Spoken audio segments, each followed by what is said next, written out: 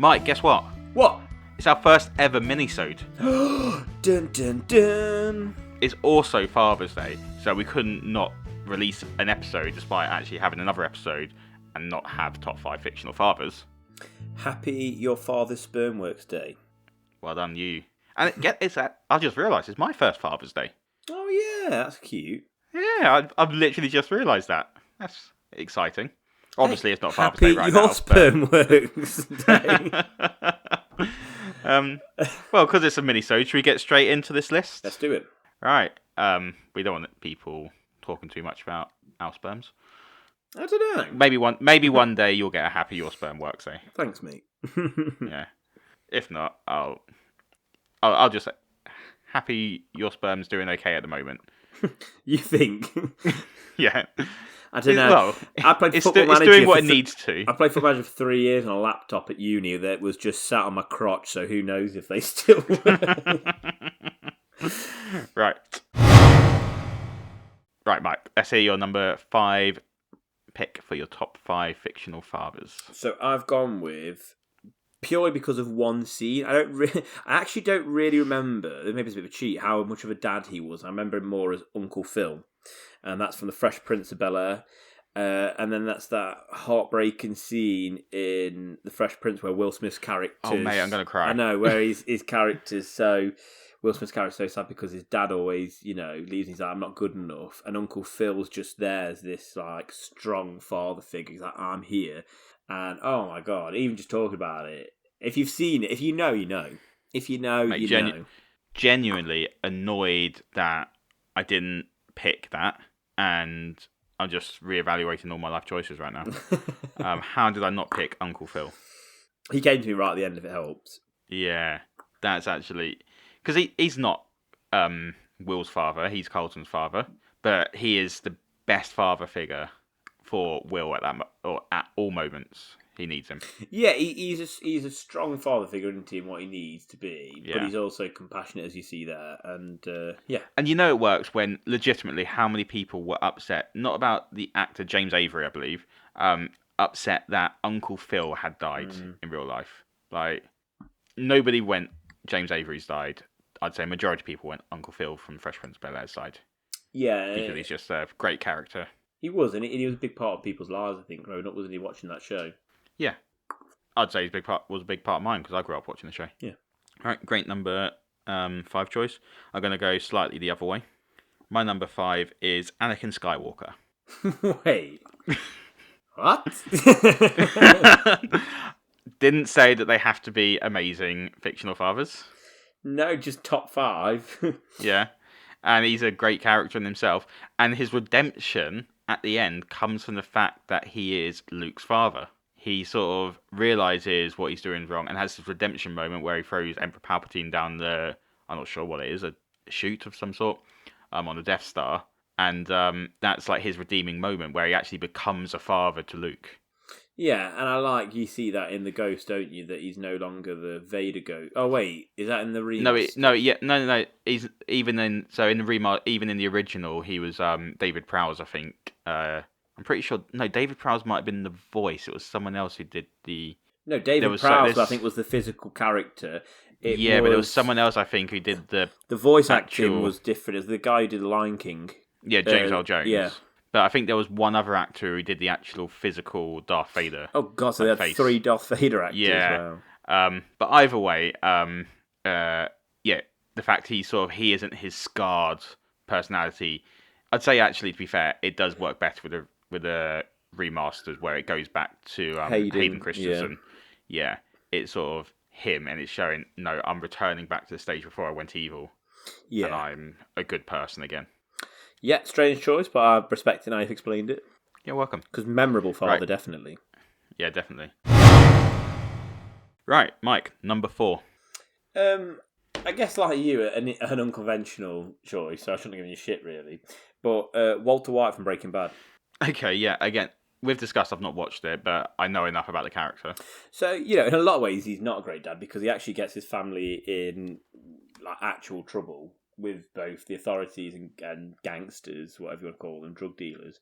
But by the end, he has this drug empire, and his main focus is about how can I leave it to my family, my wife and child, legitimately, so they can legitimately have the money. And so his whole life is sort of destroyed, but his only goal and aim is to help his family. And yes, he's not a great father because he creates meth, but his heart was always in the right place. And there's something quite tragic, isn't there, about that? He's a bit of a tragic hero in that sense. Yeah, definitely. Yeah, I think that's a good one. Again, not one that I can actually input that much in, but like you say, heart's in the right place. Um, right, my number five. Four. One that my number four, sorry. One that I can't massively remember, but I do find it hilarious because Lauren keeps on saying, "Take the boy," and it just reminds me of this guy, and it's Kratos from the God of War series. Oh, do you know what? We didn't say top 5 fictional dads in TV shows, but for Nope. some reason, that's exactly what I've done. Yeah, God, I he fucking genuinely hate myself now because I would have. this. What a great choice that is. Yeah, this would have gone. This was the first one that came to my head, and again, don't remember massively the story. It's been a long time since I played it, but I know like even though he'd sort of berate his son Atreus, is it? Yeah. Atreus, yeah. Um, you'd be because Atreus, you could see the anger in him, and Kratos just always wanted to get the good out of him, and he'd always sort of push him, but then when he realizes pushes him too far, he'll take it back a step and be like, "Look, this is why I'm doing this," and explain, tell him a bit of story, and then they'd go on again. But yeah, I just thought it was a really great story, and it was, you know what, for a game, a great sort of considering you got to sort of protect him at times. It did well with that because normally those sort of games don't work.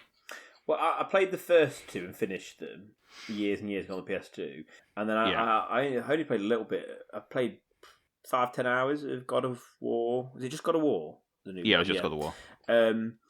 So I didn't complete it. I don't know why. I just didn't like it. It was more gameplay mechanics than the story. I was loving the story, but I think Yeah. when you know his backstory that he lost his family, his first family, Oh, and okay, he's I had didn't know that because I've not played the. yeah, that's why he's like got white ash on. Oh no, is that the ash of his family or the ash of his victims? I feel like he lost his family, but I'll double check that. But you can sort of see why seeing so much death and having such a hard life, why he's so hard on his son. Because it's like he's like, I know how cruel and difficult the world is. I know how many bad things are in there. I want to toughen you up. I want you to be ready. So, like you say, although he can come across in some ways a bad dad, I think it all comes from a good place, doesn't it? Yeah. Oh, absolutely. Yeah. So that's my number four choice.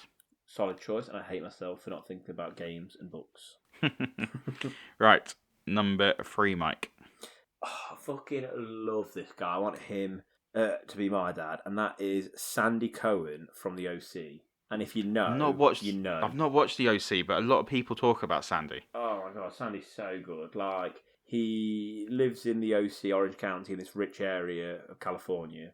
His wife's a sort of millionaire and works this big property development, and he's a pro bono sort of lawyer. Yeah. And in the first episode, he finds this kid called Ryan who is in a young offenders institute, and essentially they end up sort of just saying, "Do you want to stay for a while?" Because later that day he sees he's been kicked out, he's on the street on his own, so he's like, "You can stay in the pool house for a night." And then he tries to drop him off the next day, and his mum, the stepdad, have left. Like completely left the house and abandoned him. So essentially, they end up sort of adopting him, and he's just such a good dad to Seth, his son, and Ryan, his stepson. It's I don't know. There's just so many beautiful moments where he's parting on life lessons. And I remember watching it as a kid growing up, and again just being like, "Fuck, I wish Sandy was my dad." Like he's so cool, Yeah. and he's so caring. And yeah, like I say, if you watch the OC, you'll be like, "Yeah, what a great fucking choice." Yeah, I think for those who know, like you say, they know. For me, I don't know.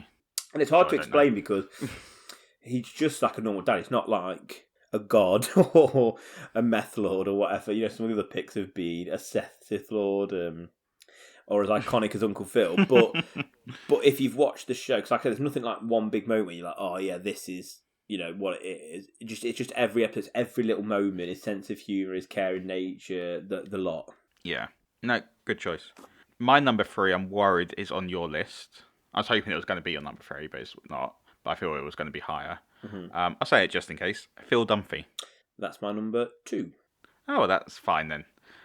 He's just a great guy. Like I think any dad sort of aspires to be his sort of carefree yet caring, because you can see, sorry, that he cares so much about his family and extended family as well. Like, obviously Jay's not his dad; it's Claire's dad, but he's worked so hard to try and impress like all this extended family of his. Just a lovely guy. But I've got a quote from him about sort of like why he sort of like talking about parenting. My kids are helpless, but maybe that's okay, because years from now, when they have their own houses, they'll call me on their hologram phones and say, "Help me, Dad, you're my only hope," and I'll be the happiest father in Sector 7. Just a nice little quote. Why is he your number 3 choice? Number 2 choice, sorry. Because he's not a perfect dad, but he is a perfect dad. He embarrasses his kids. He's over the top. He's a bit silly, but everything he does is for his family. And I don't know. I think you can see that in his character, even though it's like a comedy show. You can see there's a lot of heart underneath a lot of the silliness and a lot of the sort of, I don't know. He's meant to be that sort of that dorky dad that doesn't realise he's dorky. You know, he thinks he's the cool dad, but he's really not. But like you say, his heart's always in the right place, and I don't know, there's something inspiring about that. He's like the underdog, isn't he? I guess. Yeah. With the dads, he's the uncoolest dad, but he's probably the best dad because of it. Yeah. No, I think I agree. So yeah. Great shouts then. I also love as well that when you ask parents who's your favourite, they all bullshit. Like, I couldn't possibly pick. You know, in your heart, you fucking know. And he clearly preferred Luke. Yeah. Oh, absolutely. Because Luke was on his sort of same wavelength yeah, with exactly. everything. You love your kids equally, but you have favourites, and we all know it. Yeah. Right, for my number 2, Mike, I've got a question for you. Mm-hmm. Tell me, what exactly is the function of a rubber duck? Oh, I can't believe you... Yeah, Mr. Dursley, what a lovely, lovely Well, man. not Mr. Dursley. Do you want to try that again? Arthur? Arthur Weasley. Oh, Dursley. Yeah. Mr. Dursley, not so much a lovely man. You know what? I was painting over half term and I was listening to the Harry Potter audiobook and I only got through the first, couple chapters, and so I've heard Mr. Dursley a lot in my head. Oh, okay. Yeah, Arthur Weasley, he's not the father to Harry, but what a great father he is. And I just, while researching this, just read a quote that said, Arthur Weasley taught you to be curious. Like, everything, just find out about anything in life. It doesn't matter if you look stupid doing it, just find out about it. And I think he's a great dad, and he's a great father figure for Harry as well. What I love as well, I grew up in a council house, and I remember at times in my childhood being almost I'm embarrassed to say, but a bit ashamed at the time when I was really young. But I love that. I guess they're the wizarding version of that, aren't they? You know, they don't have much money, but they're so proud of who they are and what they've got. Oh, and yeah, it's not a lot, but they're happy with it. Yeah, I don't know, I just love that respect for what they've got. I don't know if that makes sense. I don't think I'm coming across that, but that's what I always remember loving about Mr. Dursley as well. Is he was so proud of his family. He didn't care about wealth or materialism. Yeah, I think I agree with that. All right, yeah, so that's my number 2. Nice. You got any honourable mentions? Yeah, one, because at some points in the show, he's the best dad on my list. And at some points on the show, he's the worst dad on the list. I shit you not. And you'll know this when I say who it is. Give me a clue. He is in a TV show that you've watched. Mm-hmm. And he only appears in flashbacks. Oh, I don't know. Do you want another one? Yeah. He is father to 3 children who were all born on the same day. Oh, okay. Yeah. Oh my God! How did I not include him on my list? So Jack Pearson from This Is Us, like I said, you know what I'm on about. At some points in the show, he's by far the best dad in my list. And then it's every bad moment he has a redemption from. No, he does. He does spring back, doesn't he? I know, but I've rewatched the first 6 episodes recently with Shauna, and that's where part of the arc is when he's drinking and I just remember Mandy Moore, such a great performance. Those 2 for me steal the show. Like every scene with them 2, they're just absolutely mesmerising. And there's the bit where she says, where he's being a shit dad, basically, she says, I'm trying so hard, and I'm like a 7 or what she says. And he's like, and you don't have to try that hard, and you're a 10. Like, and it's so true as well about them that Yeah, he is the better parent. When he's on it, he is the better parent. And I yeah. don't know, I just think that's really cool that you And can. the actor who plays him, Milo Ventigo, like apparently even when he's not, so he knows all the older character actors as well because he just comes and watches them filming, like all their scenes as well, just Oh. out of support and everything. And he started the Big Three chant for them on the show, which then became like used in the series, like with him as a dad, the Big Three, Oh. like which I think he like the character and actor is just such a great father figure, and I'm actually really annoyed that I didn't include him because as the show goes on, you sort of learn why he's sort of got these tendencies as well, and why he's always trying to better himself. Oh, I'm annoyed. I'm annoyed because I love the show. I've included it on my list. I think I'm just saying this as someone who's not a father. I'm saying if you are a father and you haven't watched the show, you should watch This Is Us because I think you'd love it as a father yourself. Yeah, agreed. Whether as a young father, it's like that's your target, isn't it? That's the dad you Yeah, aspire to be. Or if you've got older children, you can look back and be like, oh yeah, I remember doing this with my kids. Like he's great, isn't he? yeah. Well, my honourable mention nowhere comes close to that. He's not a good father in the slightest, but he's a father and a great character, and it's George Bluth Senior Mm. from Arrested Development. He's not a great father, but he is also a nice one. Like he does care about his family. He wants his family Oh, to be Senior, the one together. who's in prison. Yeah, I Yes, fucking love it. for a bit of light treason. Yeah. um, like he hates Job, but like to Michael, he does try and be a good father to him, and you can see he cares. He's always wanting to be around Michael, like when he escapes from prison and stuff. Like I do think he tries to be a good father, just fails massively because the whole point of the family is they're a bit of a joke. Other than Michael, he's probably the most normal character. Oh yeah, I'd semi-agree with that actually. Yeah. Yeah, so that's my honourable mention. Not much to say because he's not the best father at times, but he's a great character. That's a father. But I'm going to do my second honourable mention in a very, very long time. Just based on that, actually, just made me think. Because I've all gone for all good dads, but thinking of one yeah, where like that, he's not a good dad, but he's a great character. I can't think of his fucking name now. TV series. Tywin Lannister. Oh yeah, Again, great character and a father, not a great father. yeah. Which the rules don't state that it has to be a good father. Yeah, exactly. But that's why I put him in my honourable mentions. Right, number one, Mike. Again, it's going to be a bit of a if you know, you know, because it's a beloved show. I find that most people who watch it and have watched it all, put it as one of their favourite shows of all time. But if you haven't, if you've only watched a few episodes or something, I don't know, you don't get it. But it is Eric Taylor from Friday Night Lights. Okay, no idea. Oh, Coach Taylor is amazing because he's not just a father to his daughter. He's a father to these high school footballers that he coaches. It'd be weird if he wasn't a father to his daughter. But I mean, like he's a father figure to so many. You know what I mean in the show. Yeah.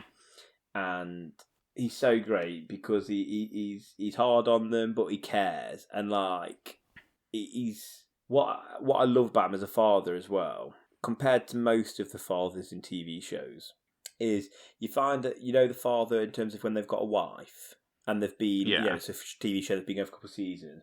They always try and create drama where it looks like one of them's going to cheat on them, or they're going to leave each other, or they do sometimes leave each other and go back together. What I love about Friday Night Lights is at no point in the show were him and his wife ever close to leaving each other. Oh, really? Yeah, they're just a good marriage. They sometimes have their fights and arguments, but it's like normal ones you have with your spouse. And I feel like in TV now, you can't have a relationship without having them break up. Yeah, no, I agree. They even tried to put stupid tension into Jim and Pam, the ultimate sort of couple from The Office. That ruined their just absolutely ruined their two characters at the end there for me. Yeah, there was no reason to do that. But yeah, no, I agree. So it's nice actually they didn't put the tension there. And do you know what? It felt real in itself because originally, obviously, they stopped having perfect marriages because they don't exist, and the divorce numbers are like 1 in 2 or whatever, maybe more. But because of that, it's become almost cliche to have a couple break up or cheat or you know what I mean, whatever. To have a time where at no point were they ever close to cheating or leaving each other just felt like a breath of fresh air. Yeah. Does that make sense? No. Yeah, no, it does. So yeah, Coach Eric Taylor from Friday Night Lights, and if you haven't seen it, I really recommend the TV show. I've heard good things about it. And he's the best character in it. Okay, there we go. Maybe that'll be Father's Day watching for some people. I hope so. Right. I feel like I've done quite well with this list. So I started off with a father who had a redemption. Then I went with a video game father, TV show father, book father, not a great father. Yeah. I'm ending with an animated animal father. And it also rounds up because it's also voiced by James L. Jones, and it's Mufasa from The Lion King. Oh, what an absolute fucking G. Yeah. I mean, I think if we're being honest here, Mike, tops both of our lists. Be honest. I don't think he does. No, I don't think he beats Uncle Phil. Come on. Uncle Phil's your number 5. I know, but I knew it really got to you that you didn't pick it.